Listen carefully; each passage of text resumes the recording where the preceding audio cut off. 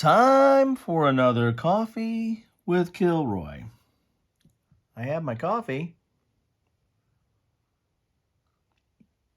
and I hope you are enjoying a beverage of your choice.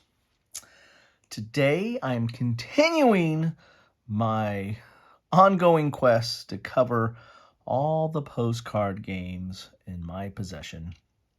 Well, at least the ones published by LPS Inc., in conjunction with Against the Odds magazine, and sometimes in conjunction with Turning Point Simulations. Both of those roll up to LPS Inc.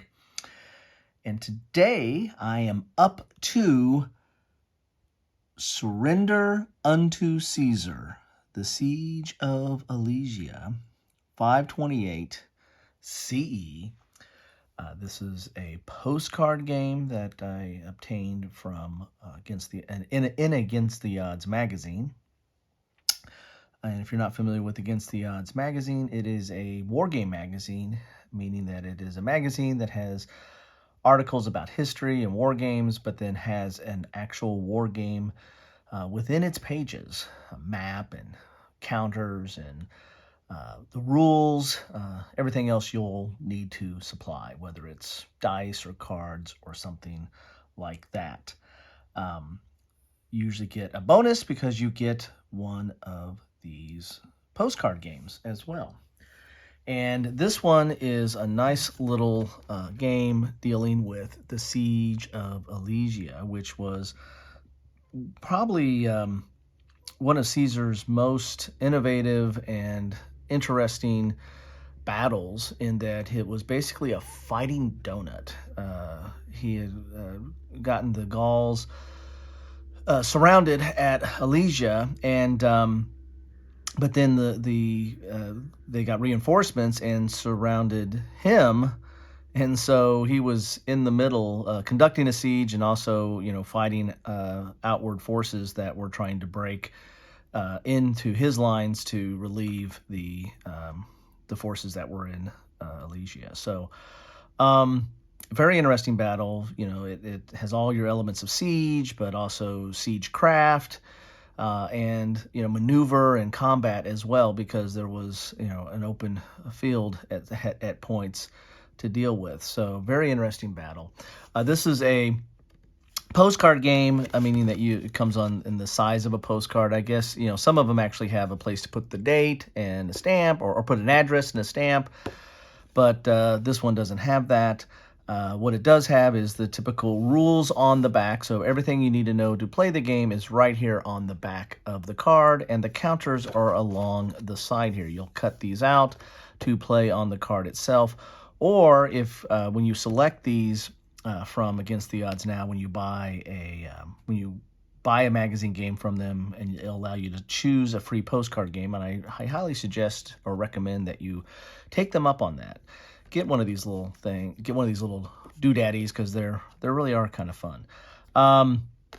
They'll give you a die cut counter sheet. So this is the die cut counter sheet, decent thickness. This is typical Against the Odds magazine quality.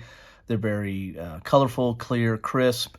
The only downside is that they're thick and they have some nibs. So if you are a clipper or inclined to clip, then you will definitely clip this.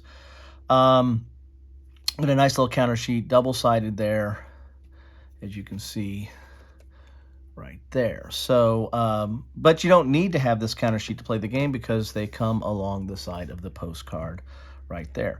Now, if you want to play the game and keep referring to the rules, well, you're going to have an issue, because you're going to keep flipping back and forth. So a lot of people that play these, sometimes, or not a lot, but some people that play these actually make a copy of this. And let me get a sip of coffee here. They'll make a copy of this and use the front as a enlarged map, and then they can refer to the rules on the back here. This is a Paul Rohrbal game, and typical of Paul is he uses, instead of dice, he uses a standard deck of cards. In this game, he uses both. He uses a standard deck of cards and dice. The cards will determine activation. You'll give the black set to the Gallic player. You'll give the red cards to the Roman player. You take out the face cards in this one, but you do add a joker. And that's going to determine activations. Even in odds, determine whether you have higher activations or more than you have one or two activations, and the higher card goes first. And so activations, using cards to do your activations, are throughout this game. Also, the dice are used as well, primarily for combat. Because as you can see here, you'll get the on the numbers on the card mean you have the combat strength on there, then you have the unit IDs, and then on the back of the Gallic counters is an assault marker, because there is some asymmetrical abilities in this game, in that when you do choose your activations, the Roman player can do movement. The Gallic player can do an assault marker placement. Both sides can do missile combat. The Gallic player can do assault combat.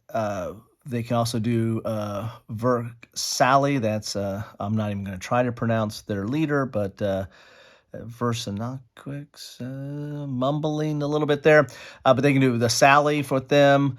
Also, the Gallic player can recycle assault markers by voluntarily removing them from SWAs.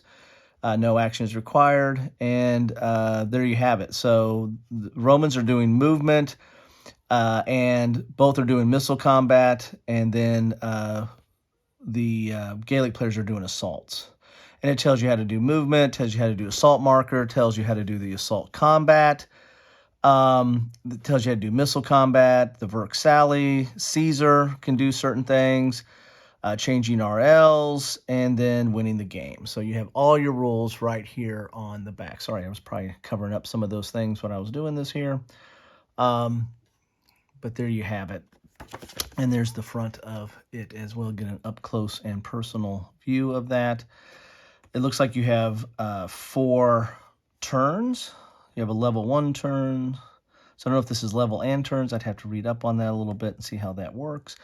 But you have kind of an interesting game here using cards, dice, asymmetrical abilities, in a very interesting siege environment that's taking place here. So there you have it. Surrender unto Caesar, the Siege of Alesia. An Ancients game in the Postcard game series, or what they call these, the Pocket Battle games, from LPS Inc., usually distributed through Against the Odds magazine. So, getting my whole coffee in there now. So, that is what I have for you today on Coffee with Kilroy. Love to know what you think about this game particularly, but any of the Postcard games that I've covered or are about to cover. I'll put a link to all the ones I've covered in the description below, so you can keep a running total of that, or tally. And love to know what you think about any of this, or Against the Odds magazine games, or war games in general, or the history of this battle. This is a very, very interesting battle, and gets quite a bit of attention. In fact, there's a Great Battles of History game on the Siege of Alesia, which I have, and it's an interesting battle, interesting game.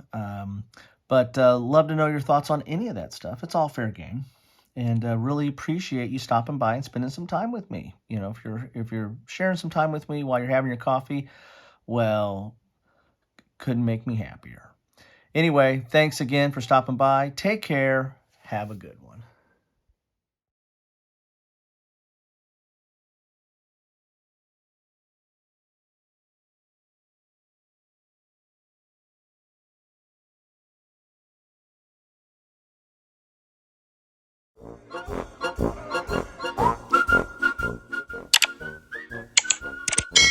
Thanks for watching.